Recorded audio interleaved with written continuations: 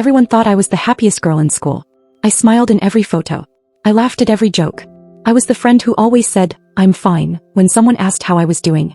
But here's the truth. Every single night I cried myself to sleep. Every morning I had to force myself to get out of bed. And no one, absolutely no one, knew what was happening inside my head. I had mastered the art of pretending. Until one person finally saw through me. And that changed everything. My name is Sophie. I'm 16. I go to Lincoln High in California. And for the past 2 years I've been living a double life. At school I'm the girl everyone thinks has it all together. Good grades. Nice friends. Always positive. Always there to cheer someone up when they're having a bad day. People called me their sunshine. The one who could make anyone laugh.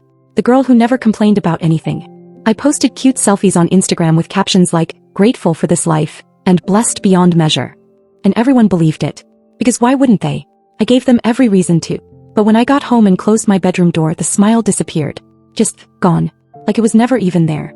I'd sit on my bed and stare at the wall for hours. Sometimes I'd cry. Sometimes I'd just feel nothing at all. Like I was watching my life happen to someone else. My parents were always busy. My mom worked long shifts at the hospital. My dad traveled for business. My little sister had her own life, her own friends. And I didn't want to bother them with my problems. Because honestly, I didn't even know what my problem was. I just knew something was wrong. Something inside me was broken. And I was terrified that if anyone found out they'd think I was weak, dramatic, attention-seeking. So I kept smiling, kept pretending, kept playing the part of the happy girl who had everything under control. And you know what? I got really, really good at it. The weird thing about hiding your pain is that after a while, you start to believe your own lies. I tell myself things like, "Everyone has bad days, just push through," or, "Other people have it way worse than you, stop being selfish." I'd look at my life from the outside and think, "You have nothing to be sad about. You're just ungrateful." My friends would text me every day. Group chats full of memes and gossip and weekend plans. And I'd respond with the right emojis, the right energy. But inside I felt like I was screaming and no one could hear me. Like I was drowning in the middle of a crowded room and everyone just kept walking by. I started avoiding plans. Making excuses. "I'm tired. I have homework. Family stuff." My best friend Emma started to notice. She'd ask if I was okay and I'd laugh it off. "Yeah, totally. Just been busy." But I wasn't busy. I was just too exhausted to keep pretending in person. It was easier to hide behind a screen. Easier to control what people saw. So I'd post a happy photo and then turn off my phone and just disappear. At school I became an expert at reading the room. I knew exactly when to laugh, when to nod, when to ask questions to keep the focus off me. Teachers loved me because I was polite and participated. Friends loved me because I listened to their problems and never complained about my own. But here's the thing about always being there for everyone else. Eventually you forget how to be there for yourself. You forget what it feels like to be honest. To say, "I'm struggling," or "I need help," or "I don't know if I'm okay." And the scariest part? I started to feel like the real me was disappearing. Like the happy, smiling version of Sophie was taking over. And the sad, scared, lonely version was being buried deeper and deeper until one day she'd just be gone completely. It was a Tuesday. English class. Mrs. Martinez asked us to write about a time we overcame a challenge. Everyone else was scribbling away, writing about sports injuries or failed tests or friendship drama. And I just sat there staring at a blank page. Because I hadn't overcome anything. I was still in the middle of it. Still drowning. Still pretending. When class ended, Mrs. Martinez asked me to stay behind. My stomach dropped. Great. Another teacher worried about my grades. Another conversation I'd have to smile through. "Sophie," she said gently. "I noticed you didn't write anything today." "Oh, I just couldn't think of anything," I said, forcing a laugh. "My life's been pretty boring." She looked at me for a long moment. Not with judgment. With concern. "You know, you don't have to have your life figured out at 16. I nodded. "I know. And you don't have to smile all the time." That sentence hit me like a punch to the chest. I felt tears prickling my eyes and I quickly looked away. "I'm fine, Mrs. Martinez." "Really?" "Okay," she said softly. "But if you ever need to talk, I'm here." I mumbled a thank you and practically ran out of the classroom. I spent the rest of the day in a fog. Her words kept echoing in my head. "You don't have to smile all the time." That night I couldn't sleep. I kept replaying every conversation I'd had that week. Every "I'm fine" I'd said. Every fake laugh. Every time I'd hidden how I really felt. And I realized I'd been lying for so long, I didn't even know what the truth was anymore. I grabbed my journal. The one I hadn't written in for months. And I just let it all out. All the sadness. All the fear. All the loneliness. I wrote about how exhausting it was to pretend. How scared I was that if people saw the real me, they'd leave.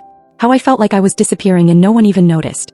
When I finished, my hand was cramping and my eyes were swollen from crying. But I felt lighter.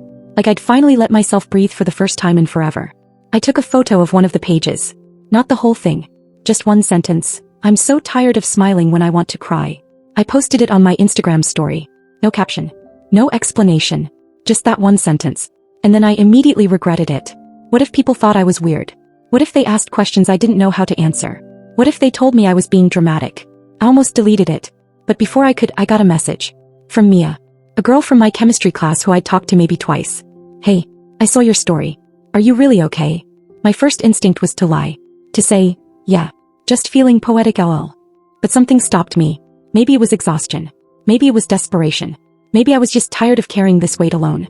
So instead I typed, honestly, no, I'm not. And for the first time in 2 years I told someone the truth. Mia and I talked for hours that night. She told me she'd been watching me for months, noticing how my smile never quite reached my eyes. How I'd laugh at jokes but then go quiet when no one was paying attention. How I always left parties early. I thought maybe I was imagining it, she said. But when I saw your story tonight I knew. I've been there too, Sophie. And I know what it feels like to hide. I couldn't believe it. Mia always seemed so put together. So confident. And here she was telling me she'd struggled with the same thing. That she still did sometimes. Why didn't you ever say anything? I asked. Same reason you didn't, she said. I didn't want to burden anyone. And I was scared people would think I was faking it for attention. We ended up video calling. Both of us sitting in our dark bedrooms talking about things we'd never said out loud before. About the pressure to be perfect. About feeling lonely even when surrounded by people. About how exhausting it is to pretend you're okay when you're falling apart inside. You know what the worst part is? I said. I feel guilty for feeling this way. Like my life isn't even that bad. I have a home and food and friends. So why do I feel like this? Because pain isn't a competition, Mia said. Your feelings are valid, Sophie. You don't need a tragic backstory to justify being sad. I'd never thought about it that way before. I'd spent so long comparing my pain to other people's, telling myself I didn't deserve to struggle. But Mia was right. My feelings were real. And they mattered. Even if I couldn't explain them. The next day at school I felt different. Not fixed. Not suddenly happy. Just less alone. Mia smiled at me in the hallway and it felt like we shared a secret. A sad, difficult, important secret. During lunch, Emma noticed I was quieter than usual. You okay, Soph? Usually I'd say yes. Usually I'd change the subject. But this time I hesitated. Actually, can we talk later? Like really talk? She looked surprised. Of course. Yeah. Anytime. After school we went to the park near her house.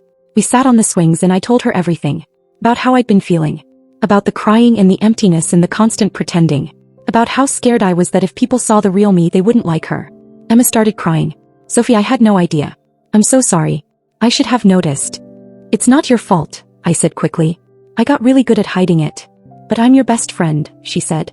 I should have seen through it. You couldn't have known, I said. I didn't even know how to explain it to myself. She hugged me tight. Thank you for telling me. And I'm here, okay? Whatever you need. I'm here. For the first time in months I felt like I could breathe.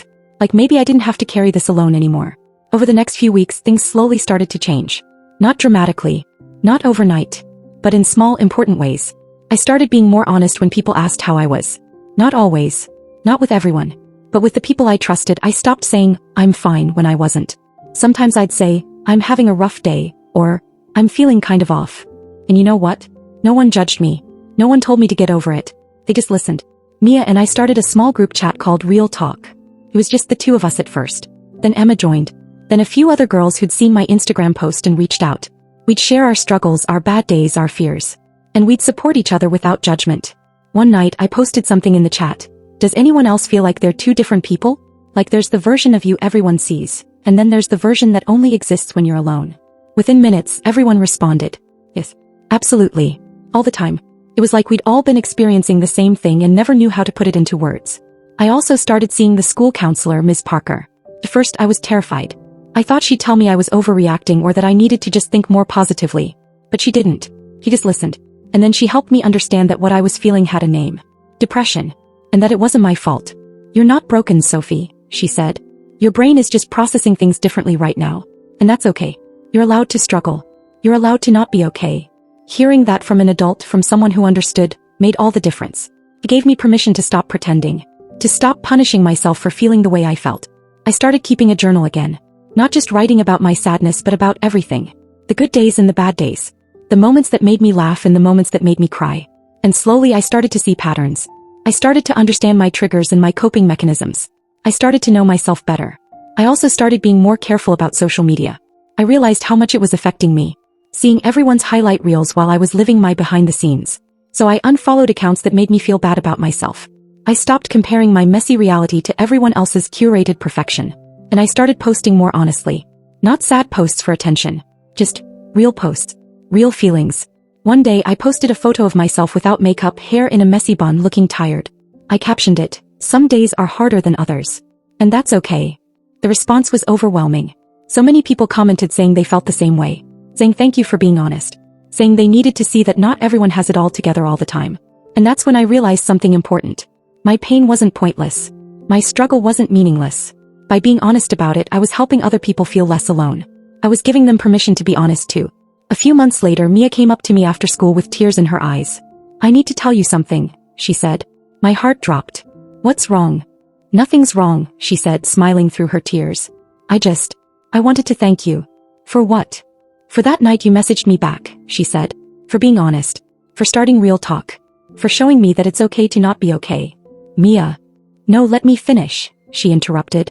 "The night you posted that story, I was in a really dark place. Like really dark. And seeing someone else admit they were struggling, it made me feel less alone. It made me realize I wasn't crazy or broken or weak. And that saved me, Sophie. You saved me." I started crying. Full on sobbing in the middle of the hallway. We hugged, both of us crying, not caring who saw. "You saved me too," I whispered. "By reaching out. By being brave enough to ask if I was okay." That conversation changed something in me. I realized that my pain, as awful as it had been, had given me something valuable. Understanding. The ability to see when someone else was hurting even when they were smiling. I started paying more attention to the people around me. Not just my close friends, but everyone. The quiet kid in the back of the class. The girl who always left lunch early. The guy who made jokes but never talked about himself. I started asking them if they were okay. Really okay. And you'd be surprised how many of them said no. Our real talk group grew. 10 people. Then 15. Then 20. We started meeting in person once a week. Just sitting in a circle, sharing our struggles, supporting each other. No judgment. No advice unless someone asked for it. Just listening. One girl said it was the only place she felt like she could be herself. Another said it was the first time she'd felt understood. A guy told us he'd been planning to hurt himself, but coming to the group gave him a reason to stay. I never set out to create some big support system. I just wanted to stop feeling so alone. But somehow, by being vulnerable, by admitting I was struggling, I'd accidentally created a space where other people could do the same. And that felt like purpose. Like maybe all the pain I'd been through wasn't for nothing. I still have hard days. Days where getting out of bed feels impossible.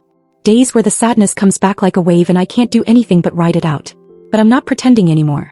And that makes all the difference. I learned that you can't heal from something you're pretending doesn't exist.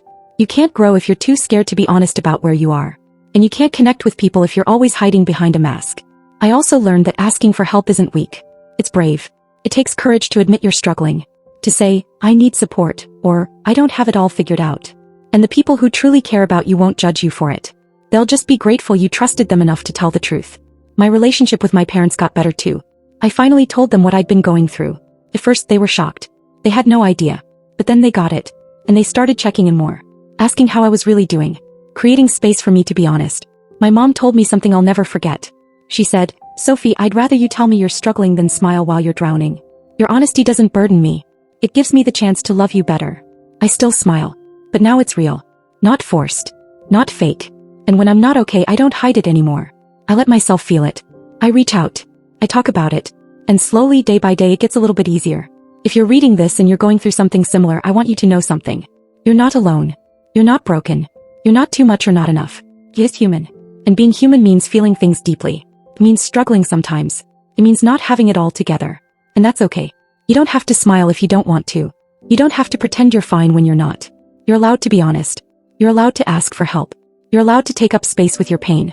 Because here's the truth nobody tells you. The strongest thing you can do isn't holding it all together. It's being brave enough to fall apart. And then being brave enough to ask someone to help you pick up the pieces. You deserve that kind of love. That kind of support. That kind of understanding.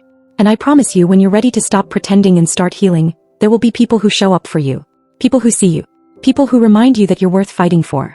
You just have to let them in. So here's my question for you. Have you ever smiled to hide your pain? Have you ever felt like you were drowning while everyone around you thought you were fine? If you have, just know you're not alone. Drop a yellow heart in the comments if you've ever felt this way. I'll read every single one. And if you need someone to talk to, reach out. To a friend. To a counselor. To anyone you trust. Because you don't have to carry this alone.